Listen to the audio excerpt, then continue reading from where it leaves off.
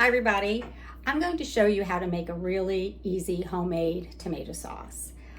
It's going to be a smooth version, and if you like it a little chunkier, you can add a can of drained diced tomatoes, but that's the only difference that would be between what I'm going to show you and what you may like to do, as well as the spices that you would like to add. So to get started, there's some basic ingredients you're going to have.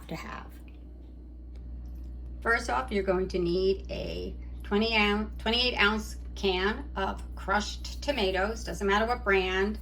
You're going to need some tomato paste. This is a small container.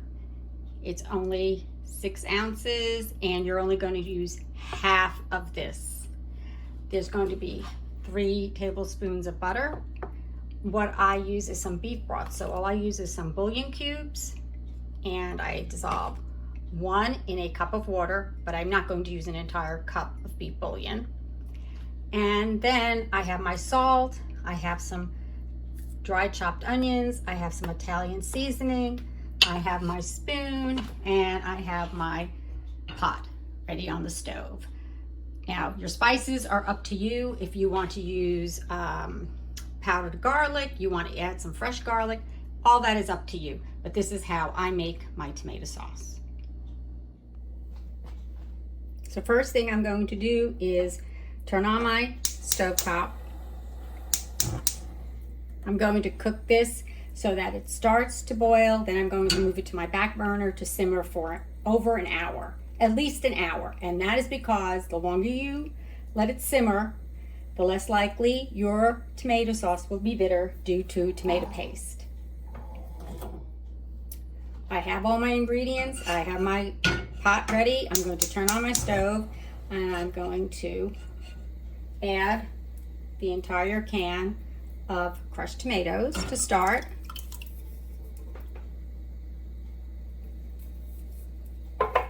Next, I'm going to add 1/2, and I'm just going to measure it out by eye. I'm going to use 1/2 of a can of tomato paste. And that looks about 1/2 can. It doesn't have to be exacting, but I used about 1/2 of this small 6 ounce can of tomato paste. I'm just going to stir that in with the spoon to start.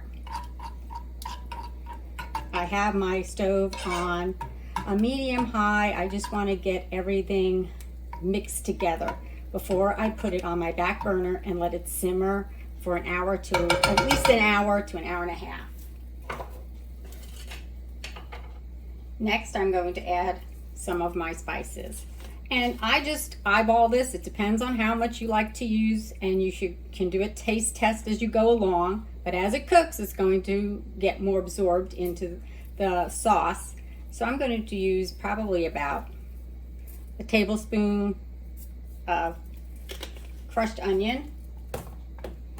I'm going to add probably about a tablespoon, or I'm going to estimate because I'm going to taste it again as I go along.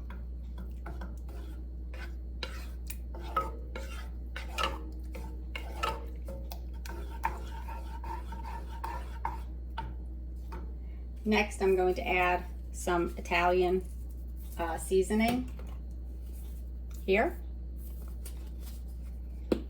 Again, I just eyeball it. I just sprinkle it in all over the top, and then I stir it in.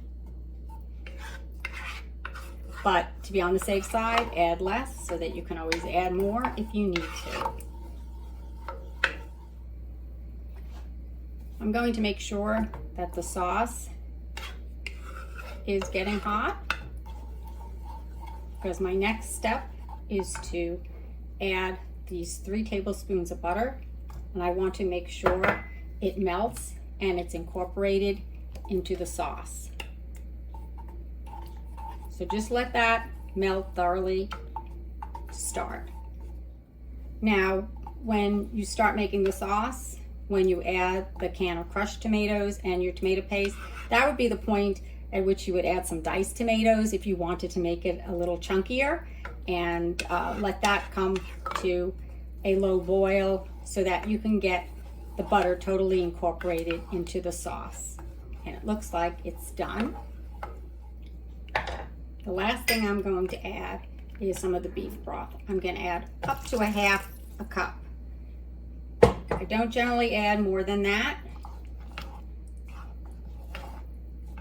And now I incorporate everything together.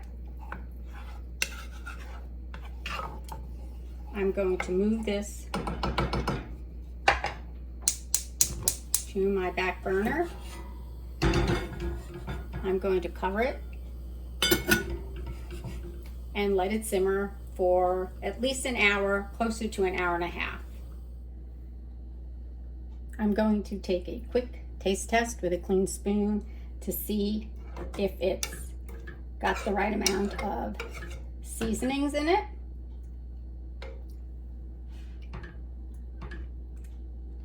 Yes, for my purposes, it tastes perfect. I'm just going to put the lid on and let it simmer, like I said, for an hour and a half. As I said, this is now completely finished. It has simmered for a couple of hours, and I just wanted to let you know I'm going to be using the Priano breaded veal patties, and I wanted to let you know that all the ingredients I used today came from Aldi, very reasonably priced, and I'm assuming that these are going to taste just as delicious as the rest of the stuff that I've bought from Aldi in the past. As I said, there's basically no way you can ruin this sauce. The only way it can be ruined is if you don't maybe let it simmer long enough, possibly add way too much tomato paste, or if you don't season it correctly to taste. And that would be your preference. But otherwise, this is the easiest way to make homemade spaghetti sauce, pasta sauce, tomato sauce, and it'll always come out the same every time. You cannot mess this up. So I hope you like this video. Give it a like, a share, a thumbs up, and a subscribe, and I'll see you next time on Big City Girls, City Living.